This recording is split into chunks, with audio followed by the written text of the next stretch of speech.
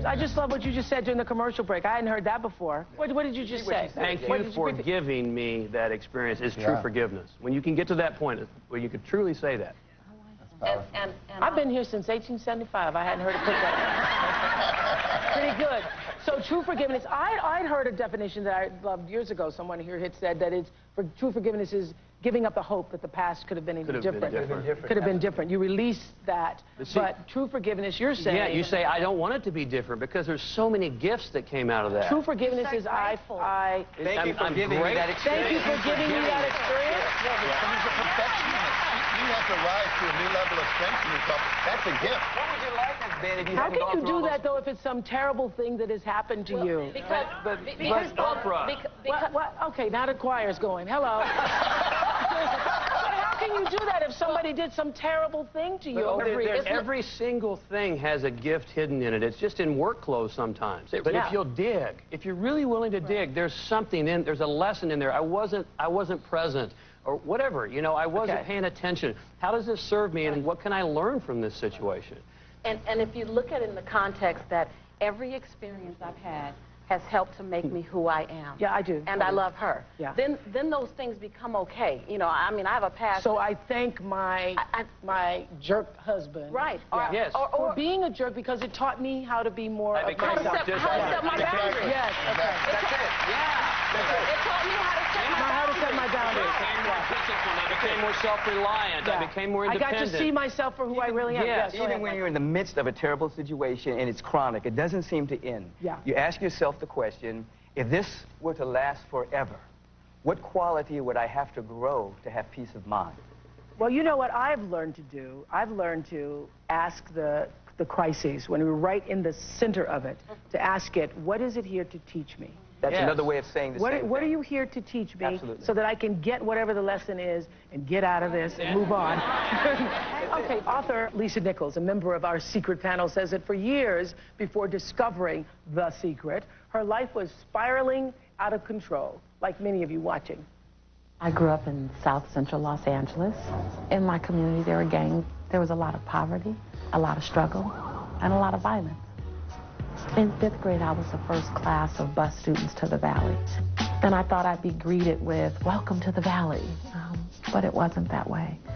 I was called blackie, nigger. I was told that God left me in the toaster too long. I remember walking away thinking, man, God made a mistake on me. And my self-esteem went way down. I always told you, you're not pretty, so you won't get love. So as I grew up, I had a lot of sex looking for a little love. I looked for my own validation and my love in the arms of men. The sex led to a lot of pain. I thought if I was saying no to the sex, I was saying no to potential love. And I didn't want to say no to love.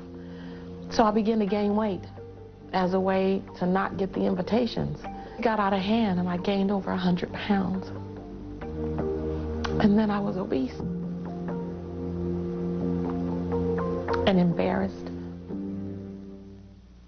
Wow, I've never heard that articulated that way. I've never heard it articulated that way. Beautiful, Lisa. Thank you. So what was your turning point? I got on my knees and I said, God, if you bring me through this, I promise I will spend every moment, every breath supporting, encouraging others to do the same. You know, and now you know. Now I know that until I fall in love with me, and when I'm madly in love with me, and not in a braggadocious way, and not in a narcissistic way. Right, but I fully love me, that I'm the example, I'm the first example how the world's supposed to love me.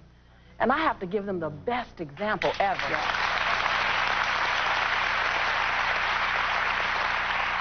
And that is because you teach people how to treat you. Yes, You teach I'm their people. example, and I can't expect people to treat me better than I'm treating myself. It's unrealistic and it's unfair. And we do it all the time. We expect someone to show us our greatness. When I'm supposed to show up understanding my greatness and allowing you to celebrate it with me. Yeah. And I think our culture has confused greatness with bling. Greatness with things. Have we not? Right. Yes, success and celebrity aren't the same thing. Success and greatness is a constant unfolding of your soul, constant unfolding of releasing the gifts, the talents, and the capacities that are within you, progressing, moving forward. It doesn't matter whether anyone knows about you or not. If you're living the gifts and the talents that are within you, you're successful. We're talking about The Secret. We'll be right back.